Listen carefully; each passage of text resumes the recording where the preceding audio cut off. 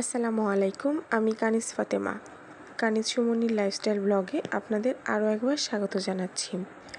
আশা করছি যে যেখান থেকে আমার ভিডিওটি দেখছেন সবাই ভালো আছেন। আমরা আল্লাহর রহমতে ভালো আছি। তো নতুন আরও একটি দিনে আরও একটি ভিডিও নিয়ে আসলাম আপনাদের মাঝে। তো সকাল সকাল সবাই শাপলা ফুলের ভালোবাসা নেবেন। এর আগের দিন আমার হাজব্যান্ড বাজার থেকে শাপলা নিয়ে এসেছিল, আর আমি এটা ভিজিয়ে রেখেছিলাম কিছুটা। সেখান থেকে দেখি মাশাআল্লাহ একটা ফুল ফুটেছে, সেটাই আপনাদেরকে সকাল সকাল দেখিয়ে দিলাম। আর এই তো সকাল শুরু হয়েছে, যেহেতু ব্যস্ততম দিন, নাস্তা বানাতে হবে। আজকে আমি সকালের নাস্তায় বানিয়ে নিয়েছি একটু গরুর দুধের চা, আর আমি যে আগের দিন রুটি বানিয়ে ফ্রোজেন করেছিলাম সেখান থেকে দুটো রুটি নিয়ে আমি তেল দিয়ে ভেজে পরোটা বানিয়ে নিয়েছি। এরপর সকালের নাস্তা খাওয়া হচ্ছে, পাশ দিয়ে আমি দুপুরে রান্নার তোড়জোড় শুরু করে দিয়েছি। আজকে আমি দুপুরের জন্য রান্না করব ছোট মাছ, মানে মলা মাছের চচ্চড়ি করব, আর শিং মাছ আলু দিয়ে ভুনা করব।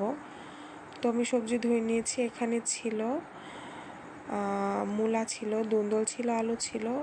এই তিনটা সবজি দিয়ে আজকে আমি ছোটো মাছ চচ্চড়ি করে নিব। আর এই যে দেখতে পাচ্ছেন, এখানে কিন্তু আমি আলু চিকন চিকন করে কেটে নিয়েছি। এটা দিয়ে আজকে শিং মাছ ভুনা করা হবে।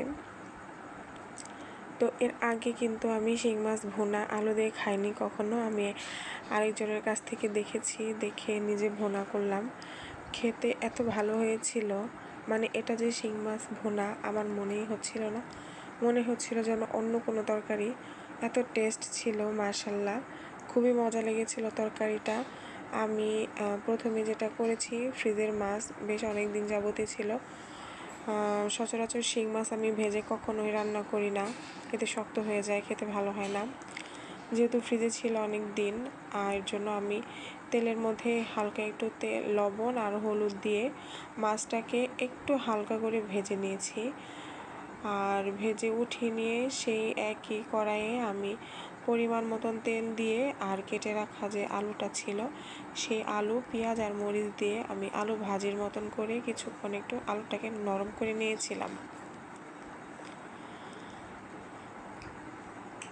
তো হালকা একটু যখন নরম হয়ে গিয়েছিল, এরপর কিন্তু আমি যে তরকারি রান্না করার জন্য যে মশলাগুলো দিতে হয় সেগুলো দিয়েছি। আর এখানে আমি আদা বাটা দিই, কারণ সাধারণত আমরা মাছে আদা বাটা খাই না, তবে শিং মাছের ঝোলে আদা বাটা খাওয়া হয়। এখানে আমি হলুদ, মরিচ, ধনিয়া, জিরার গুঁড়া দিয়েছি। আর রসুনটা আমি কুচি করে কেটে দিয়েছিলাম, এর জন্য আর বাটা রসুন দিইনি। আর এই তো তরকারিটাকে কিন্তু আমি একদম ভাজি ভাজি করে নিব। এখন কিন্তু তরকারিটা অলমোস্ট হয়ে এসেছে, আর কয়েক সেকেন্ড রাখলেই তরকারিটা হয়ে যাবে। আমি এখন নামিয়ে নিব তরকারিটা। আপনারা চাইলে কিন্তু একবার এভাবে ট্রাই করে দেখতে পারেন। অবশ্যই আপনাদের কাছেও আমি আশা করছি ভালো লাগবে, যারা শিং মাছ খেতে পছন্দ করেন আর কি। আর তরকারিটা আমি নামিয়ে নিয়েছি। এখন আমি ছোট মাছ রান্না করব। আর ছোট মাছের তরকারিটা আমি সবসময় হাতে মেখেই রান্না করি, এতে করে আমার খেতেও যেমন ভালো লাগে, আর আমার মনে হয় যে ছোটো মাছের তরকারিটা হাতে মেখে রান্না করলে এটার টেস্ট বেশি ভালো আসে। আর আমি ছোটো মাছের তরকারি যখন রান্না করি তখন চেষ্টা করি সব ধরনের মশলা একটু কম দেওয়ার জন্য, আর তেলের পরিমাণটা একটু আমি বেশি দিই, এতে করে তরকারির টেস্ট অনেক ভালো আসে। তো আমি পেঁয়াজ, কাঁচামরিচ, অল্প একটু হলুদের গুঁড়া, মরিচের গুঁড়া, ধনিয়ার গুঁড়া, জিরার গুঁড়া দিয়ে আমি সুন্দর করে এটাকে মেখে নিব। আর ছোটো মাছের তরকারিটা আপনি যত ভালো করে হাত দিয়ে মাখাবেন, তরকারির টেস্ট তত বেশি ভালো আসে। আর দেখা যায় মাখাতে মাখাতেই মনে হয় যে তরকারিটা অর্ধেক কষানো হয়ে গিয়েছে। এর জন্যই কিন্তু সাধারণ তরকারিটা খুব ভালো হয় খেতে। তো যাই হোক, আমি আসলে ভিডিও করার সময় স্ট্যান্ড ব্যবহার করি না, কারণ আমার কাছে ঝামেলা মনে হয়। আমি এক হাত দিয়েই ভিডিও করে থাকি, আর অন্য হাতে কাজ করি, এর জন্য একটু ঝামেলা হয়, ক্যামেরাটা নাড়াচাড়া করে। এই তো আমি কিন্তু অফ ক্যামেরায় তরকারিটা সুন্দর করে মাখিয়ে নিয়েছি, আর আমি মলা মাছ দিয়ে নিয়েছি। এখন মলা মাছ দেওয়ার পর কিন্তু আমি তরকারিটা বেশি একটা মাখাবো না, উপর থেকেই থাকবে। আর অল্প একটু পানি দিব, কারণ যেহেতু এখানে দুন্দল দেওয়া হয়েছে, দুন্দল থেকে এমনি পানি বের হবে, এই সবজিটা থেকে প্রচুর পানি বের হয়। আর এই যে আমি যখন রান্না করছিলাম সকালবেলা, তখনও কিন্তু বৃষ্টি হচ্ছিল। আমার তরকারিটা অলমোস্ট রান্না করা শেষ।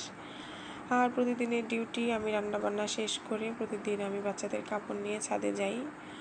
আজকে আর গোসল করা হয়নি, কারণ ছোটো বাবুটা আমার সজাগ ছিল, গোসল করার সময় পাইনি।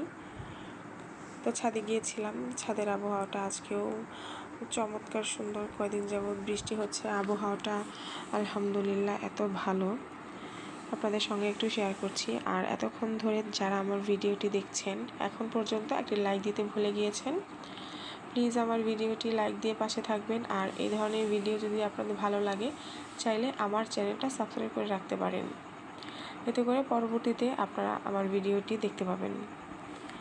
আর এই তো এখন সময় ছিল 11টা বা 10:30টার মতন।